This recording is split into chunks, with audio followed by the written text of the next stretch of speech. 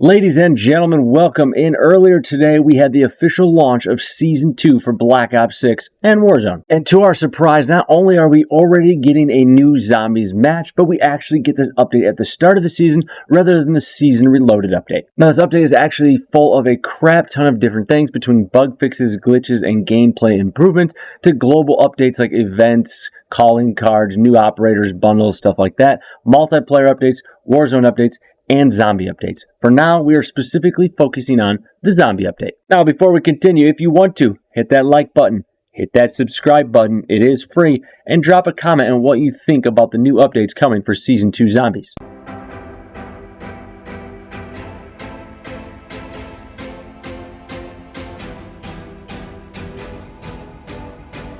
And a lot of this information was actually shared earlier on during its community post, where it kind of gave a briefer overview of all of the things to come. So if you need to check out that post, you can find it on the same Call of Duty blog website. Now, just peeking at the roadmap here to break down some of the global type things that are happening. If you haven't heard, we're getting a new map called The Tomb. There's going to be new Wonder Weapon, new Gobblegums, new perk, new War Machine, new augments, new rewards, and all this other stuff. And then obviously there's going to be the directed mode added in later in the season. But also along with this, we will also have 4 brand new weapons to test out that are coming with this season update, and 4 new weapon kind of augmentations to test out as well. Alright, so taking a look at these new weapons, we have the PPS-H, which is a classic SMG from previous CODs.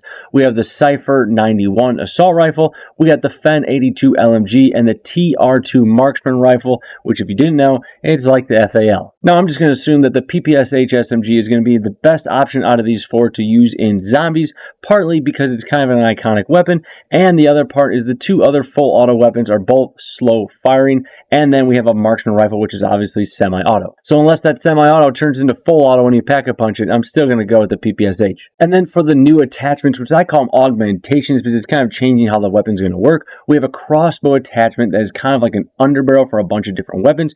Could be interesting. I'm sure it's probably going to be limited in zombies. Then we have the AEK full auto mod, which is simply making that burst AEK into a full auto. Probably going to have a bunch of recoil, but could be a little bit crazy. And then we have the Tonto SMG with the binary trigger. If you don't know what that is, when you squeeze the trigger, it fires a bullet. When you let go, it fires a bullet. In zombies, it's probably going to fire 2 at a time each time you squeeze and let go. I'm just assuming. I could be wrong, but I'm just assuming. And then it doesn't list it here, but we also have a massive belt-fed attachment for ammo, so you basically fire like it's a turret. And then we also have a new score streak called the War Machine, which will be available in Zombies. You can simply go to one of the crafting tables to get it yourself. We also have the official Zombies trailer for Season 2, which obviously I can't play in this video, but if you need to, head over to the Call of Duty blog website and check it out yourself. So like I mentioned earlier before, they did a community post that kind of talks about a lot of this in more detail.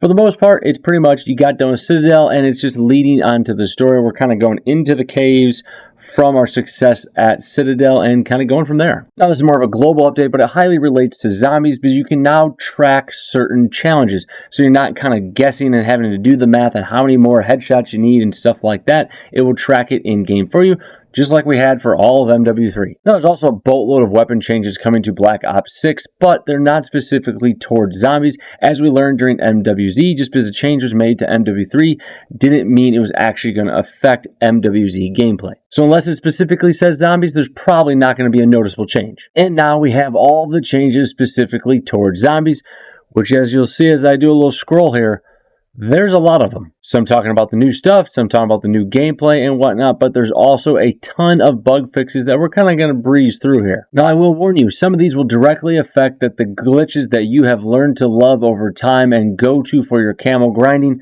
because honestly, they're not supposed to be part of the game. Address a server stability issue that occurred when zombies continued to spawn when no one was near the incantation ritual. Basically addressed one of the God mode glitches. Improve lighting near Juggernog to avoid a tripping hazard. Interesting. And now for more of the gameplay type updates. Players who have kicked for inactivity in co-op games will have their loadout essence and salvage restored upon rejoining the map, which is huge. For perks, Ether Shroud adjusted the Ether Dash augment to prevent players from being stuck in unintended areas. And then for PhD Flopper, they improved the PhD slider to work with omnidirectional slides.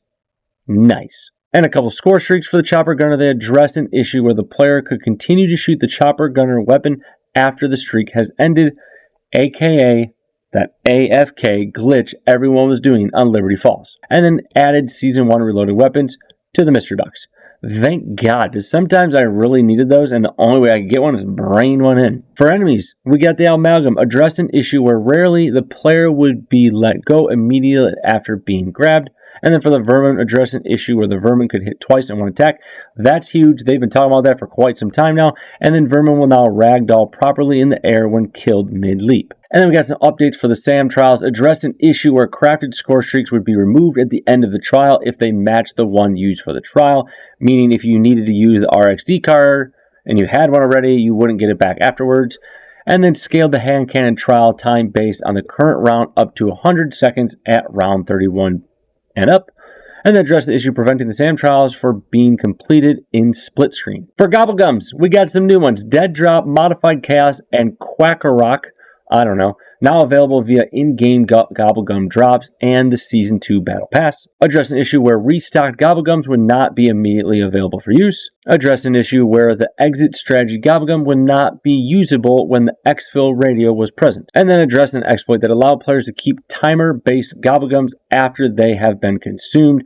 Like when you put in that one, like the extra plate one, you can just keep doing it and you always have those extra plates. And I'm getting lazy here, but for challenges, we got a fix for the Box Addict, the Gladiator, some daily challenges issues, and the Surveyor challenge. And then there's a bunch of UI and graphic updates, which is just little stuff that half of you probably don't even pay attention to. And there you go. That's going to do it for all the updates coming for the Black Ops 6 zombie mode in Season 2. New map, new boss fight, new Easter eggs, and all that. I'm pretty excited. Good news is I'll probably have someone figure out the Easter egg before I even need to try it myself.